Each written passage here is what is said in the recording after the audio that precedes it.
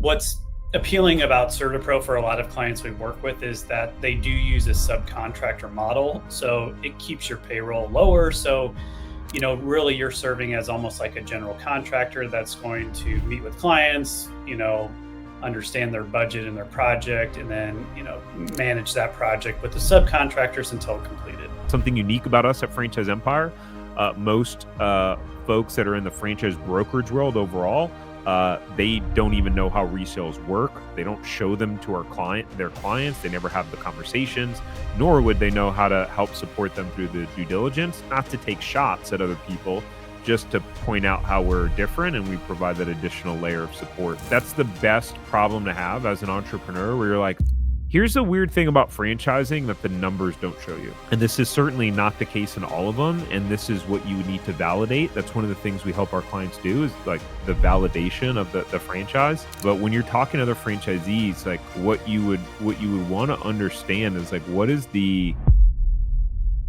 Yeah. And so if there's, one thing that you guys leave with today is like,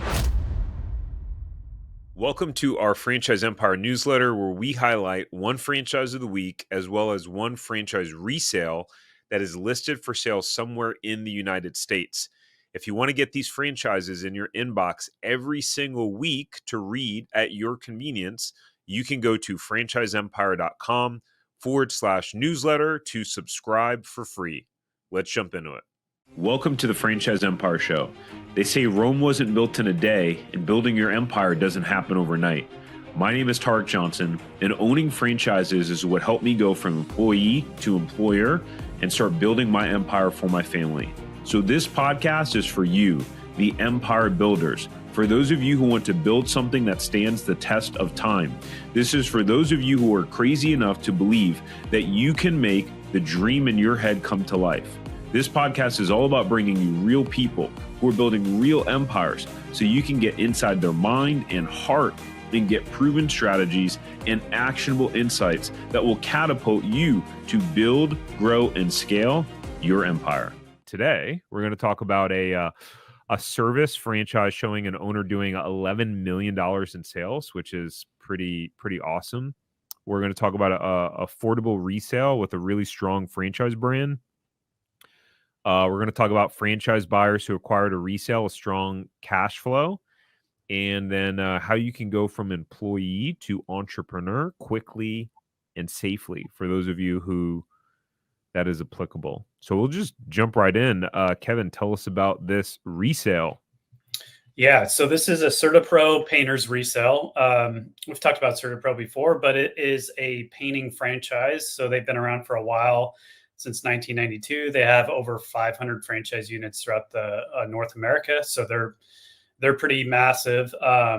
They do both residential and commercial painting services, and then they do both interior and exterior. So there's other like additional services you can add on as you grow your business. But what's appealing about CertaPro for a lot of clients we work with is that they do use a subcontractor model. So it keeps your payroll lower. So really you're serving as almost like a general contractor that's going to meet with clients, understand their budget and their project, and then, manage that project with the subcontractors until completed.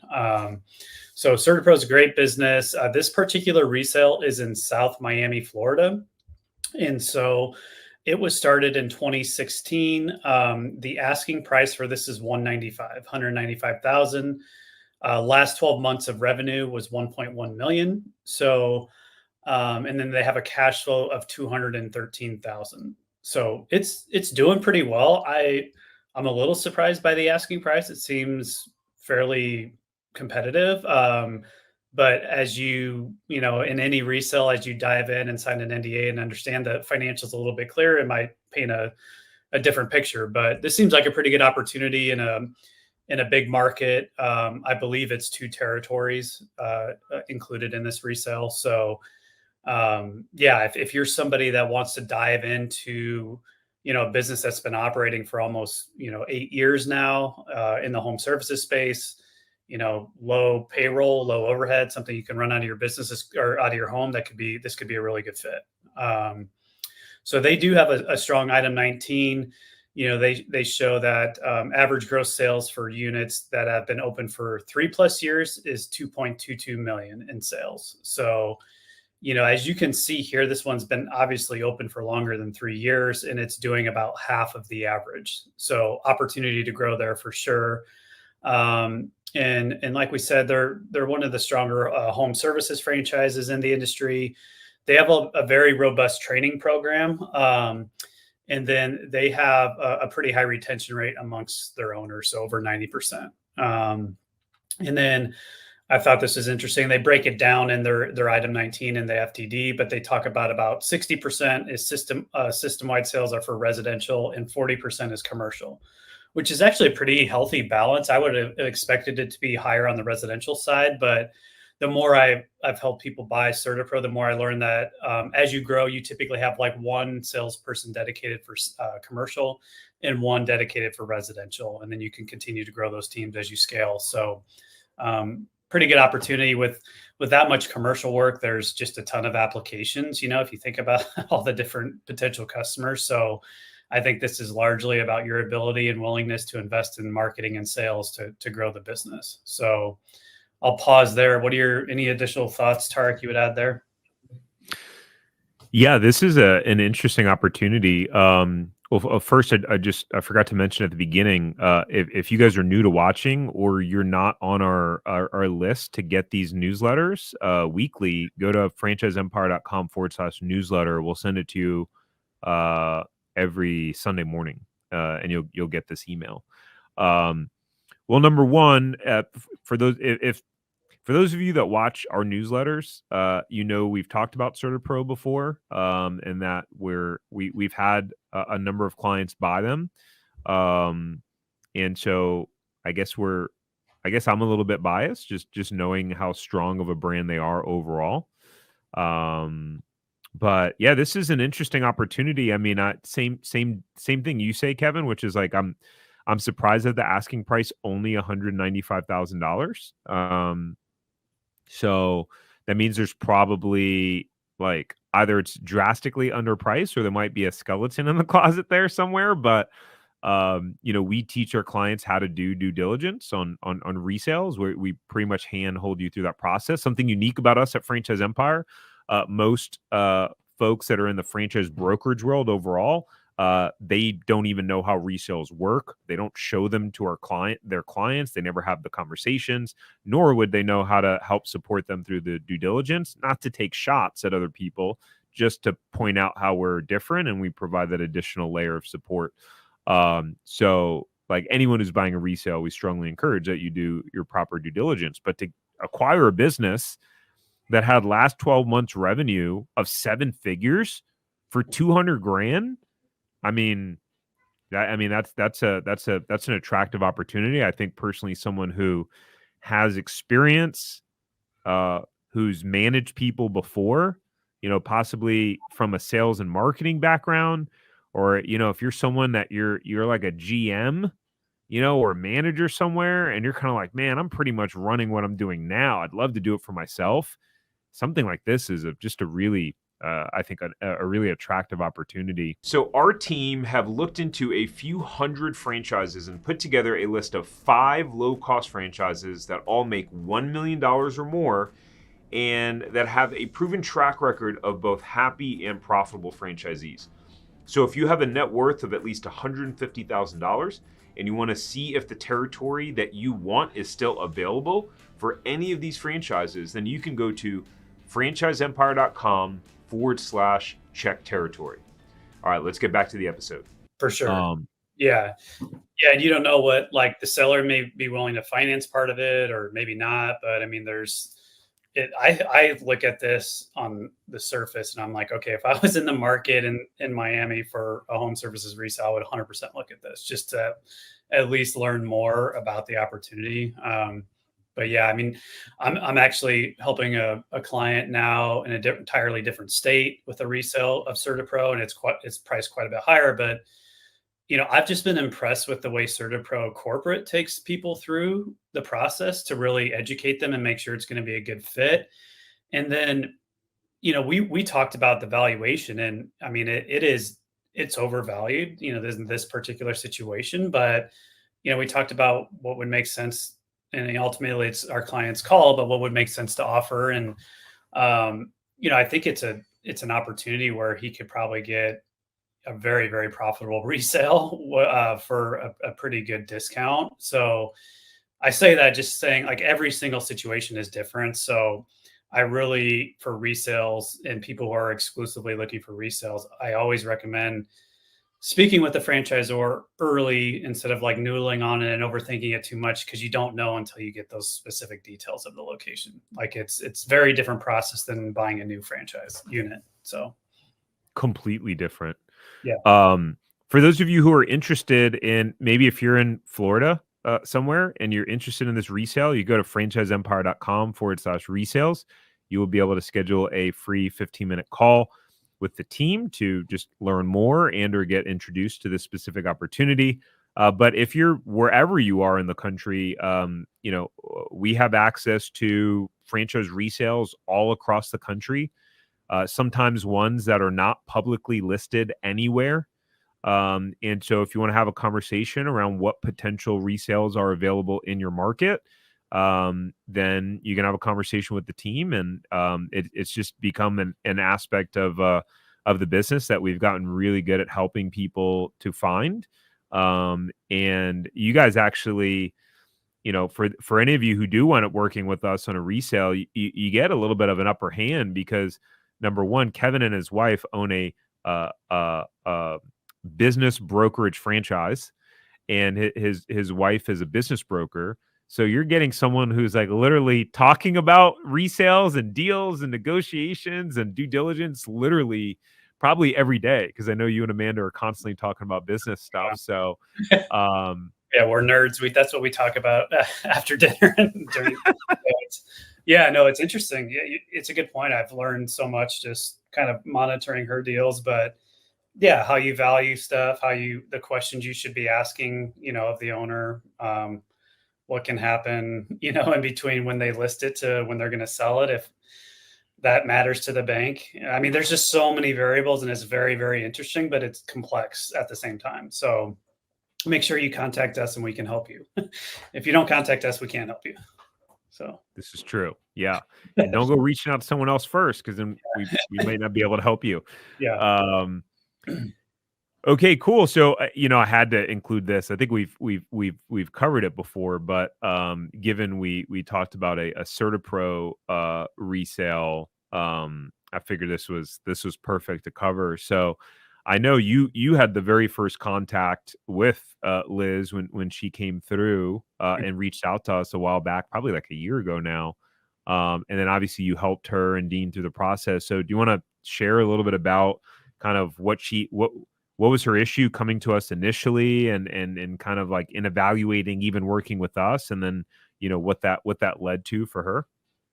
Yeah. So they came to us with a really interesting background, specifically in franchising. So they had, operated multiple units of a food franchise, and very different, like Liz and Dean. But Liz was very adamant, like she didn't want food anymore, and which I completely agree with for a number of reasons. So she had actually worked with two other brokers, franchise brokers, before coming to us, and didn't have the support or the experience that she was looking for. And we were able to, again, one of the things that's a differentiator is actually look into resales for her and new units, and she explored both, and they were just overall better opportunities. And so she ended up landing on a CertaPro resale, and it was a great opportunity. Two territory deal. One territory was being, I would say 60% optimized, and the other was not even being touched. So a lot of room to grow. An owner that was retiring was willing to do a nice handoff. So great situation. But yeah, I mean, not all the resales fall under that category, but it was a really good fit for her. So yeah, I felt good because she had worked with a couple other people and did not have a great experience, and rightfully was probably a little bit skeptical coming to work with us, but we ended up finding something that was obviously a good fit for her. Yeah. Yeah. What's funny is I'm gonna do a podcast episode with her. Oh, nice. And yeah, and I think Dean's gonna join too. And we've had to reschedule like I think 2 or 3 times because they're just so busy in the business. She's like, I'm so sorry, but I have like 3 new jobs starting today. Which is it's the best that's the best problem to have as an entrepreneur where you're like, I just have so much business that I'm so busy. And granted, she bought an existing franchise, but yeah, she's going to be joining us for a podcast episode. And that's actually one of my rocks this quarter, Kevin, is to connect and do 10 podcast episodes with our clients who have bought, because I think it'll be really interesting for everyone to just hear their journey and what it was like and what they bought and what the process and etc. Hey, so if you want to figure out if you should buy a franchise and learn the fastest and easiest way to figuring out the best franchise to buy and everything you need to know about the process, then you'll want to go get access to our Franchise Buyers Academy. In our Franchise Buyers Academy, you'll get a behind-the-scenes look into specific franchises and exactly how much money they are making. You'll get simple formulas for finding money-making franchises and a blueprint on how to scale them into a franchise empire that can be sold for a lot of money later on. You'll be able to finally answer the question on, should I buy a franchise? Now you can get access at franchiseempire.com/FBA. Now let's get back to the episode. Yeah, dude, I love that. I just I got a text on Friday from somebody I helped, Nick, a buddy of mine. And he said, I hope you guys are well. Thought I would share. I just closed an account with 5 locations. I'm not going to say the city, in the city that brings our annual recurring revenue to 1.1 million. So I had found him a really good B2B franchise. He had B2B sales background and he's absolutely I know which one. Is this the one I think it is? Yeah. So he is I'm super, super happy for him. He hasn't even reached his year mark yet. So to have 1.1 million in recurring revenue, it's pretty wow. Yeah. That's crazy. That's awesome. Yeah. I love it. Cool. All right. So this brings us to the franchise of the week. And we were just talking about this earlier in our in our meeting. But yeah, tell us about this franchise. Yeah. So Carista, who's our business partner, Tarek and I's business partner, she went to an event last week where she learned more about several franchises. This was one of them, Rainbow Restoration. So it's actually really good timing. But Rainbow Restoration is a restoration franchise that they do like water, fire, mold mitigation, stuff like that. They've been around for a long time. So they are owned by Neighborly. They were acquired by Neighborly in 2021. And Neighborly is, of course, a large umbrella company in home services that has 20 something different home improvement franchises underneath its umbrella. So Rainbow Restoration is their restoration business, 313 franchise units across the country. Wow. Investment range for this is between 170,000 and 325. The reason it's a little bit higher is because you do need a warehouse, a small warehouse where you're going to store equipment and vehicles and stuff. And then you start with 1 or 2 vehicles, a lot of equipment, a lot of the fans that you use for the restoration work. So it is a little bit more capital intensive than something like a CertaPro, but restoration businesses are a huge need. Obviously, if somebody has a fire or water damage in their home, you have to have it taken care of. So and that's what Rainbow Restoration does. A few things that separate them actually is, and this is something Krista learned about last week, is as a franchisee, you can do 100% of your business if you want through what they call their key accounts program. So they're so big throughout the country. They have national partnerships with all the different insurance carriers where those carriers will refer business and clients to Rainbow Restoration franchisees. And I think there's like a 5% fee or something, to do those jobs. But basically it makes all your business referral based from these insurance carriers, which is really interesting. You can do that and combination of your own marketing and your own referral network as well. But it's kind of a way to really like jumpstart your restoration business through those national key accounts. And then they actually, Neighborly has negotiated for Rainbow Restoration an SBA Express loan program that I think it's like very specific only to them, where you can do an SBA Express loan for 350,000. Usually it's only 150,000 for SBA Express, but they have some sort of, I don't know, special partnership with the SBA program where they can get an express loan for up to 350,000. So that's pretty cool. So those are two big differentiators. Another one is they do have what they call a flood house that is at their corporate headquarters, where it's literally a training facility where they'll flood a home and they'll put their new owners through training on how to like actually go through like the process. So that's kind of wild. That cannot That's be, crazy. yeah, that cannot be cheap at all. But so that's pretty cool. So it's a big organization. It's pretty like well established, like we noted here. But if we want to scroll up to the numbers, because everybody always kind of wants to know about the numbers. I kind of went out of order. Sorry, Tarek. Let's see here. So this is. Can you scroll up a little bit more so I can see the header? Oh, yep. There we go. So these are franchise businesses in operation 12 months or more. So 1 year plus in the business. So top 10% is on average doing 4.15 million. Top 25%, 2.66 million, still really strong. Top 50%, 1.78. And then you can see the bottom half drop off quite a bit. So you want to be above average is the moral of the story. But 100% of all units, they're around $1 million average gross sales. So I'll pause there. I feel like I'm talking a lot. Tarek, what are your thoughts on this one? Yeah, no, I mean, you're talking all good stuff. Yeah, I mean, the someone might go, what's the catch? Like, this sounds really attractive. They got a lot of good stuff. The catch is that they have 313 franchise units. Mhm. And so, like, this is one of those brands where it's like your territory may not be available.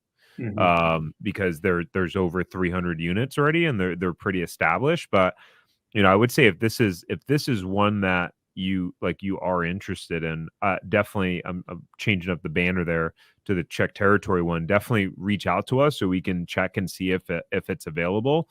But I mean, when you look at these numbers, I mean, just 12 months or more in business, like a business really takes, I always say it takes about 3 years to reach maturity, like the business reaching adulthood. So even just the benchmark of 12 months or more is not a lot. That's not a big benchmark, but and where you got, if you guys wonder where we got the 11 million from, you can see that the top performing franchisee does just over $11 million in sales, which is just wild to think about overall. But I mean, this shows some really gangbuster numbers. I mean, it just shows if there's that many people that are being successful in the business, that you definitely can. I would imagine that when it shows 133 out of the 267 are in the bottom 50%, I would guess and imagine that a good amount of those are ones that are not as mature in the business. Like they're probably maybe between that 1 to 3 year mark of getting open. And they could be kind of like legacy franchisees too, who they're just, here's the weird thing about franchising that the numbers don't show you. And this is certainly not the case in all of them. And this is what you need to validate. That's one of the things we help our clients do, is like the validation of the franchise. But when you're talking to other franchisees, like what you would want to understand is like, what is the difference between like these people, and are these people that are just like, oh, I'm just good with running a smaller business, and like I don't want to have a lot of people, I just want to have 1 or 2 techs, and I'm like doing fine, and or they're actually doing the work, or they're actually doing the sales. And then you have people that actually want to build an empire and build a business. Like I can guarantee you the person doing 11 million versus the one who's doing 112,000, they think completely differently. Like it's not just a matter of like, okay, this one has a better territory. That could be the case too. But I guarantee you they think about their business and their strategy different than the other person. Yeah. And so if there's, one thing that you guys leave with today is like, just know that a lot of your business success, yeah, getting the right franchise matters, but you got race car drivers that they all have fast cars, and there's people that dominate, and there's people that win, right? What is that guy's name? Lewis Johnson or something like that? In like F1 that just like Yeah. crushes everyone. I mean, I know nothing about race car driving, so you might have. I couldn't even tell you one race car driver, but yeah, keep going. The only reason why I know his name is because I've had a handful of people over the last few years that are like, you look like that F1 driver. And so I think that was before I grew the beard. So I had to look him up. I'm like, who the hell is this guy? Anyways, the point is the operator matters. Yes, the franchise matters, but all things being equal, the operator matters. Yeah. So people always use territory as an excuse. Their market is unique for XYZ, or there's only some. When I used to work for a home improvement franchise, we would have owners that were in very small markets in like northern Michigan that could only operate 6 months out of the year, and they were doing better than some of these people in like the southern markets that have way more population and could operate year round. And when I showed like it's a very competitive like system, when I showed those numbers and I said, well, there's no excuses here, like people would get all bent out of shape, but it's true. It's like, I mean, it's just about your operator mindset and how are you just going to get it done, And so I do think people really, really, really overanalyze the market. It's important to do that and do market research, but every time somebody says, well, my market's so unique, and because it's not so unique. Like there's tons of other markets like that around the country. And if you want to speak with others people in similar markets during validation, then you should do that. You should ask the franchisor, like, I want to speak with somebody in similar sized market. I want to speak with 2 people that are 1 year in, 2 people that are 5 years in, like you need to speak with a number of different types of people. So yeah, that's my end of rant. Yeah. Boom. All right, and then let's see, what was this? So this does it based off of territory size, which is interesting. Walk us through this. Okay, so this would be territory size. So yeah, obviously the more population, that doesn't surprise me. The high performer at 11 million was in the higher territory size, but it looks like most people own one smaller territory, so 100 people own that, and the average for that one territory is 728,000. And then if you own 2 territories, it looks like it jumps. Well, it's actually the same. It's a little bit lower, but then I don't know if that's 3 territories or how you would describe that final line item there, but it seems like this is an opportunity where you would want multiple territories based on what I'm saying here, because that's when it really makes a big leap in terms of average gross sales. That's how I interpret it. And is this one of those ones? Because I know that is Shelf Genie a neighborly company? Yeah.